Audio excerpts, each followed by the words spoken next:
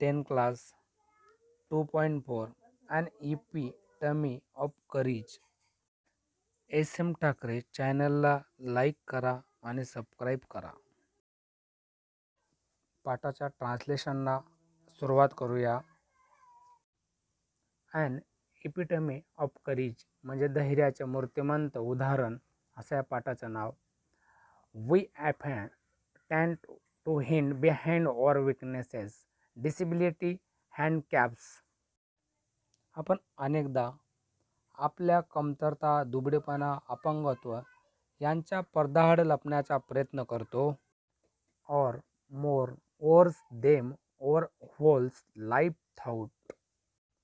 किंवा आयुष्यभर त्याच गोष्टीचा विचार करत आपण कुढत बसतो, म्हणजे त्याच्यात विचारातच राहतो. Doctor Stephen Hawking, ones of the greatest scientist of this century, did not so. Doctor Stephen Hawking या शतकातील महान शास्त्रज्ञांपैकी एक होता. यांनी मात्र तसं केलं नाही. In spite of sufferings from a very rares and dread diseases. Stephen यांनी असाध्याच्या आजारांना तोंड देत आपलं संशोधन एका वेगळ्या प्रमाणे चालू ठेवलं. Doctor Hawking should inspire us to do our best evening under trying circumstances. He passed away on March 14, 2018.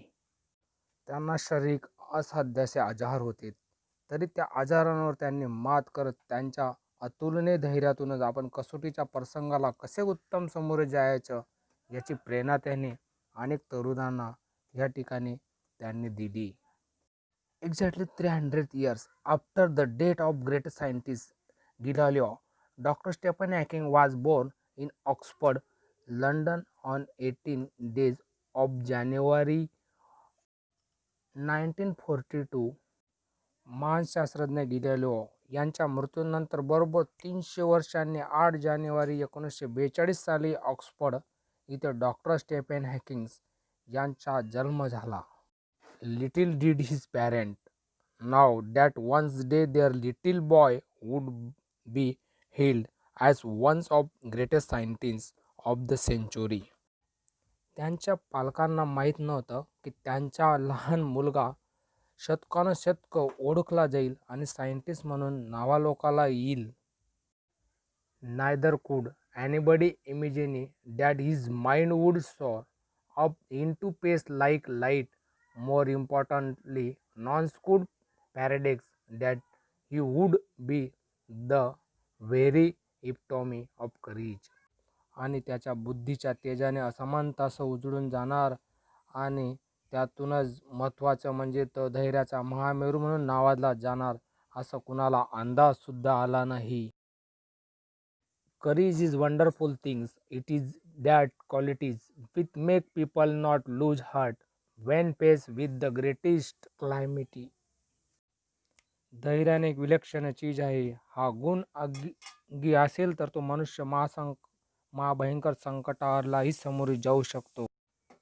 It would not be exaggeration to say that Dr. Stephen Hawking, a living legend of cosmology, is a very personification of courage and hope. Doctor Stephen Hawking विश्वनिर्मिती शास्त्रातील कॉस्मॉलॉजीतील एक आख्यायिका आणि धैर्य व आशावाद यांचे मूर्तिमंत रूप आहे असं म्हटलं तर अतिशयोक्ती ठरणार नाही. Except his mind his whole bodies is bound to the wheelchair things to the cruel क्विक of fate at he is ones of the greatest scientist of this century. पण नियतीच्या खेळाचे पासे कसे उलटे पडल्यामुळे एक बुद्धिमत्ता सोडली तर मेंदू सोडला तर इतर बाकी संपूर्ण शरीर व्हीलचेअरला जखडलं गेलं होतं. आणि असे असून ते शतकानुशतके एक महान शास्त्रज्ञ म्हणून आहेत. An average child, Stephen grew up to be a normal teenager, full of mischief and lost of love for music and mathematics. Stephen एखाद्या सर्वसाधारण मुलाप्रमाणे भरपूर खोड्या काढणारा, गणितावर आणि संगीतावर मनसोक्त असा प्रेम करणारा एक किशोरवयीन मुलगा त्या ठिकाणी होता. विव्हेन thought his father want his to study medicine. He was bent on study mathematics. त्याच्या वडिलाला असं वाटत होतं की त्याने डॉक्टर व्हावे, वैद्यकीय शिक्षण घ्यावं, पण त्याच्या गणितेमध्ये त्याची ओढ जास्त होती आणि त्याला गणितेमध्ये रस जास्त होता. The University of Oxford at that time did not have a courage in mathematics, so he opted to study physics instead.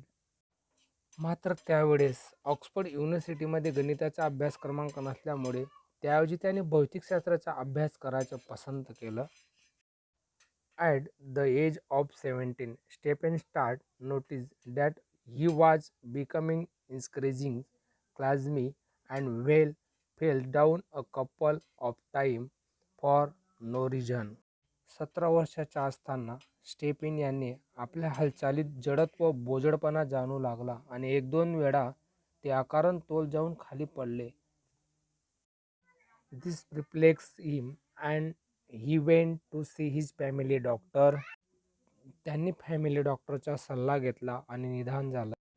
Who diagnosed him as suffering from an extremely rare disease, ALS or LOU, Geig's disease that affect the nerve system and individual's weakness all the muscles of the body. त्यांना अनेक आजाराने त्या ठिकाणी ग्रसलं होतं. ALS किंवा ALO, गेगीज disease या नावाच्या आजाराने मज्जासंस्थावर परिणाम होतो आणि अखेर शरीर सर्व स्नायू कमकुवत आणि स्थिथिल होतात. Stephen say that even as a child his muscle coordination was nothing to write about home. Stephen म्हणतात की लहानपणीही त्यांच्या स्नायूंचा समन्वय काही फारसा चांगला न होता. He recalled that his handwriting would send his teacher into a fit of frenzy. त्यांचे शिक्षकही त्यांच्या हस्ताक्षरामुळे त्रस्त व्हायच्या असे आठवण स्टेफन सांगतात. Nor was he inclined toward sport. Nevertheless, this disease come as a bolt from the blue. तसेच त्यांना खेळामध्ये रुची नव्हती. असे असेल तरी ही आजाराची बातमी त्यांना आदरून टाकणारी होती. ह्या भागचा पार्ट 2 पुढील भागामध्ये आपला व्हिडिओ पहा सगळ्यांनी यूट्यूबवरती. थँक्स.